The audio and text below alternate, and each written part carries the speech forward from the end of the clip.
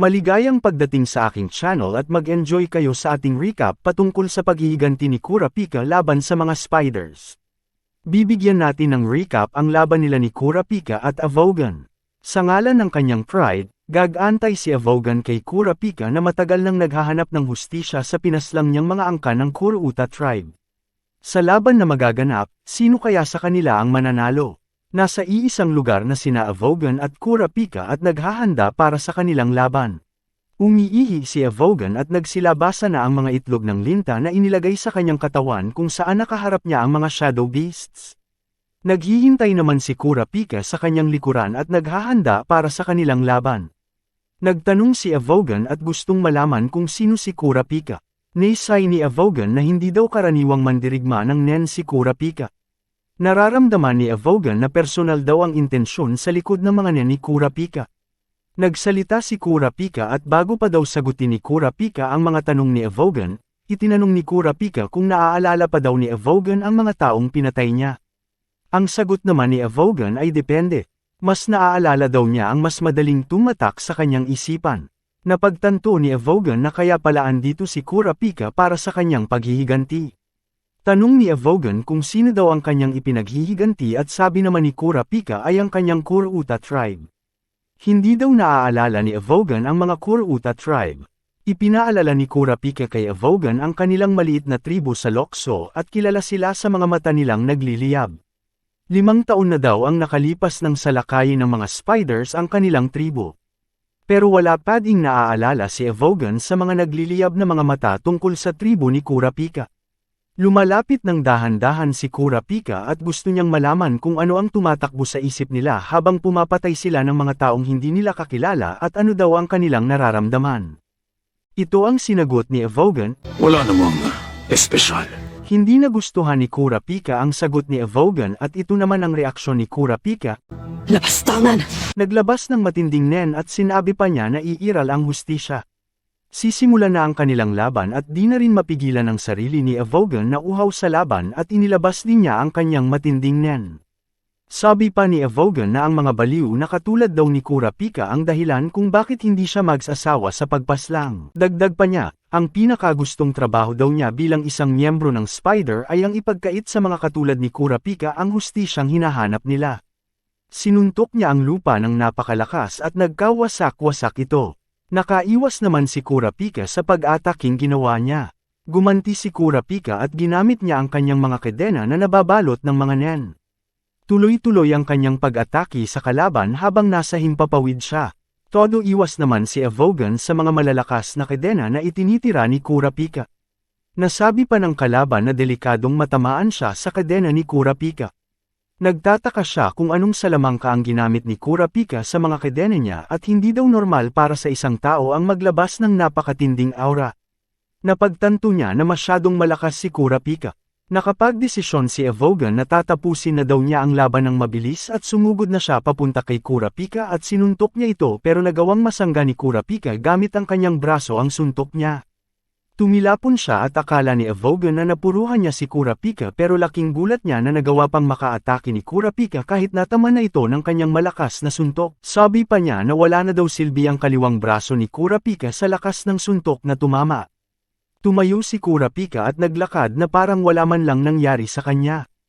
Nanlisik ang mga mata ni Avogan sa gulat niya dahil walang epekto ang kanyang suntok. Gulong-gulo ang utak ni Avogan kung anong klaseng nen ang kayang gamitin ni Kurapika dahil sa kanyang ipinamalas. Ang akala ni Avogan ay isang manipulator si Kurapika dahil kumukontrol siya ng isang kadena pero hindi pa din siya makapaniwala dahil nasangga ni Kurapika ang kanyang suntok. Dapat ang isang enhancer lang daw ang may kayang gawin yon. Naitanong niya sa sarili niya kung ano ba talaga si Kurapika. Minaliit ni Kurapika ang lakas ng suntok niya at dinibdib naman ni Avogan ang sinabi ni Kurapika. Galit na si Avogan sa pagmamaliit ni Kurapika sa kanyang lakas, 20% lang daw ang gamit niya, gagamitan na daw niya ng 50% ng kanyang buong lakas. Sinugod na niya si Kurapika pero hindi siya makatama sa bilis na mga galaw na ipinapakita ni Kurapika. Napunta sa likuran si Kurapika at binigyan ng isang matinding suntok na ininda naman ni Avogan. Sinundan pa ito ng malakas na pagsipa at tumilapon siya. Akala niya na makakaganti na si Evogan pero sa bilis ni Kurapika, tinamaan na naman siya ng pag-atake ni Kurapika galing sa itaas. Sumuntok siya pero hangin lamang ang kanyang tinamaan. Kawawang Evogan, walang kalaban laban sa lakas ni Kurapika. Nainip na si Kurapika at sinabihan niya si Evogan na sinasayang lamang daw niya ang oras niya. Hindi na makontrol ang galit ni Evogan sa pagmamaliit ni Kurapika sa lakas niya. Sumabog na siya sa galit at inilabas na niya ang kanyang 100% ng kanyang kapangyarihan. Sinuntok niya ang lupa para makagawa ng smoke screen para hindi makita ni Kurapika kung saan manggagaling ang kanyang mga atake. Naglaho ang presensya ni Evogan dahil kaya din niyang gumamit ng N. Sumalpot sa likuran si Evogan pero nagawa pa ding masangga ni Kurapika ang suntok niya gamit ang mga braso niya. Akala ni Evogan na siguradong napuruhan na daw niya si Kurapika sa suntok na yun gamit ang kanyang buong lakas. Walang nakakaligtas daw sa lakas ng kanyang Big Bang Impact Punch. Sabi pa niya at laking tiwala niya na hindi na daw magagamit ang braso ni Kurapika. Nagulat din si Kurapika na kaya din palang gumamit ng NC Evogan at dahil dun hindi siya naramdaman ni Kurapika at gumawa siya ng smoke screen para hindi siya makita. Hindi na pinatagal ni Kurapika, ipinakita na niya ang kanyang mga kadena na gawa sa Nen at hindi alam ni Evogan na binalutan na pala ang kanyang buong katawan ng kadena na hindi nakikita. Isang decoy lamang ang mga totoong kadena na ginagamit ni Kurapika sa kanilang laban para mahuli ang kalaban gamit ang mga kadena na gawa sa Nen.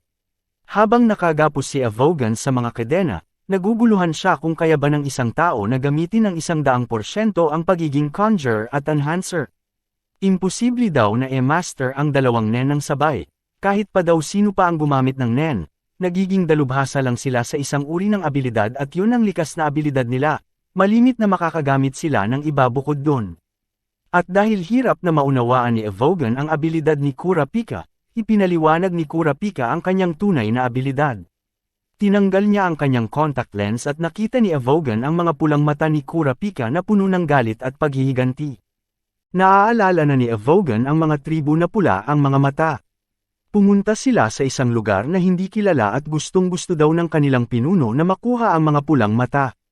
Ang naaalala din ni Evogan na mga malalakas din ang mga katribo niya at ang pagkakaalam niya na inubos na din nila ang mga pulang mata. Nagagalak si Evogan at may isa pa palang natitirang survivor sa mga tribo ng mga pulang mata. Sobrang panggigil ni Evogan kung sino daw ang mananaig, ang galit ba daw ni Kurapika o ang pagnanais ni Evogan na durugin niya si Kurapika.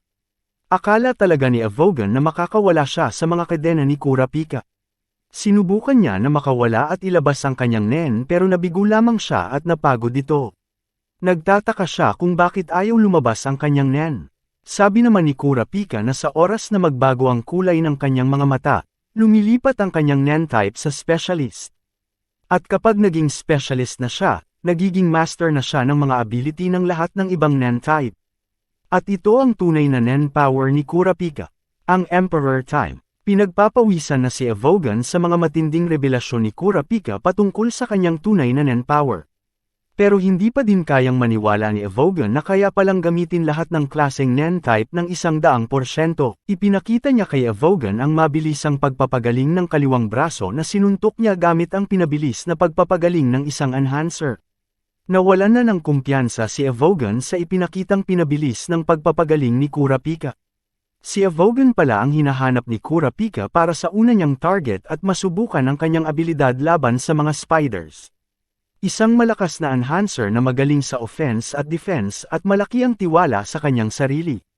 Ginamitan ni Kurapika ng Zetsu ang kanyang mga kadena at pinipigilan nito ang pagpapalabas ng aura sa katawan ng isang tao. At dahil pinipigilan ng Zetsu ang paglabas ng aura sa katawan, hindi din siya makakagamit ng Nen power. Nagsisisi na si Evogan dahil minaliit lamang niya si Kurapika. At yun na nga, sinuntok ni Kurapika ang sikmura niya gamit ang mga kamaong binalutan ng Nen at malaki ang damage na natatanggap sa katawan ni Evogan. Gustong malaman ni Kurapika ang mga abilidad ng mga kagrupo ni Evogan. Pero ayaw magsalita ni Evogan at yun sinuntok na naman ang kanyang sikmura at nagsuka ng dugo. At dahil sa katigasan ng ulo ni Evogan at hindi niya kayang ipagkalulo ang kanyang grupo, sinuntok ang kanyang braso at nabali ang buto. Ayaw pa ding kumanta ni Evogan at hindi na makatiis si Kurapika, hindi na tinigilan ang kanyang pagsuntok sa katawan ni Evogan. Nanghihina na si Evogan mga natanggap niyang mga suntok sa katawan. Nabahira ng dugo ni Evogan ang buong katawan ni Kurapika sa mga pagsuntok niya. Hindi na pinatagal ni Kurapika at tinusok niya ng patalim ang puso ni Evogan. May inilagay na kondisyon sa mga kadena na nakatusok sa puso niya. Kapag hindi siya tumyupad sa kondisyong yon, matutusok ang kanyang puso. Ang kondisyon ni Kurapika para kay Evogan ay dapat sagutin ng tama ang mga tanong ni Kurapika. Itinanong ni Kurapika kung nasaan daw ang mga kasamahan niyang mga spider. Pero tumawa lamang si Evogan at ito ang kanyang sinabi. Sagutin mo yun ang mag-isa. At doon na natapos ang kanyang buhay sa pagkakanlong ng katotohanan tungkol sa kanyang mga kasamahang spiders. Nagpapasalamat muli ako sa inyong walang sawang pagtangkilik sa aking mga videos. Huwag niyong kalimutang i-like ang video, magbigay din kayo ng komento kung ano ang inyong masasabi patungkol sa video na ito, at huwag kalimutang mag-subscribe na din sa aking channel. Hanggang sa muli, paalam!